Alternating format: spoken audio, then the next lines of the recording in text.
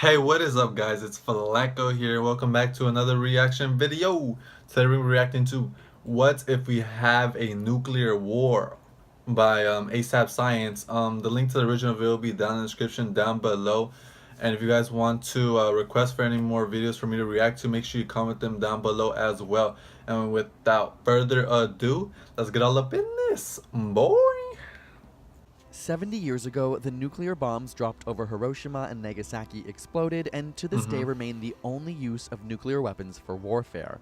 But with around 15,000 warheads remaining in the world, what happens if we have a nuclear war? The impact of a single nuclear bomb depends on many factors like the weather, weapon design, geographical layout of where the bomb hits, and if it explodes in the air or on the ground. Approximately 35% of the energy comes in the form of thermal radiation or heat. Since thermal radiation travels at approximately the speed of light, the flash of light and the heat come several seconds before the blast wave.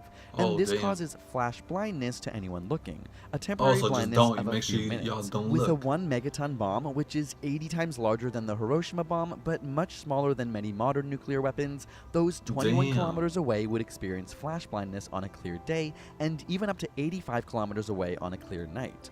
Thermal radiation burns happen closer to the bomb, with first-degree burns occurring around 11 kilometers, second-degree burns at 10 kilometers, and third-degree burns destroying skin tissue at 8 kilometers. Third-degree burns that cover over 24% of the body will likely be fatal without quick medical care. These distances are variable depending on the weather and what clothing you're wearing. White clothing, for example, can reflect some of the energy, while darker clothes absorb it.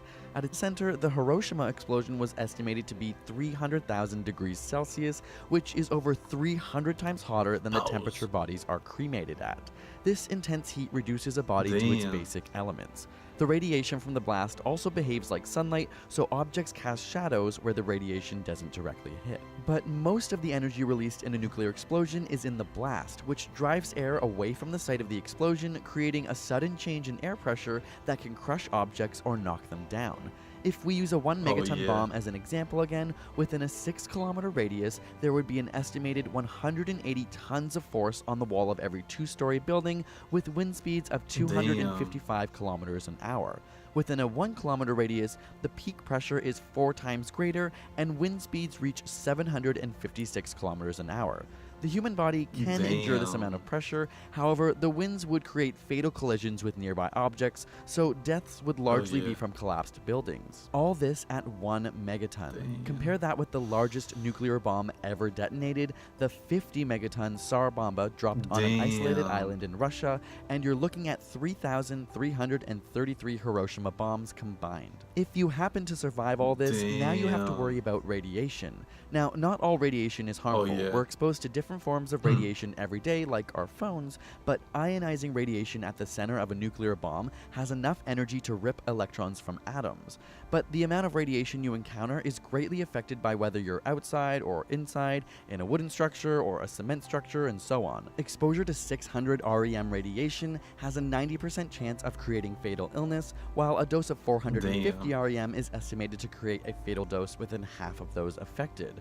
But even those who recover still suffer long term. Molecular bonds and strands of DNA are broken, and while most repair, around a quarter don't, which can result in future genetic mutations and increased probability of cancer. Then there is the fallout. When a bomb is detonated on or near the surface of the Earth, the blast creates a crater, and the material that used to be deposited in the crater is carried up into the air as vaporized dirt particles, forming the familiar mushroom cloud.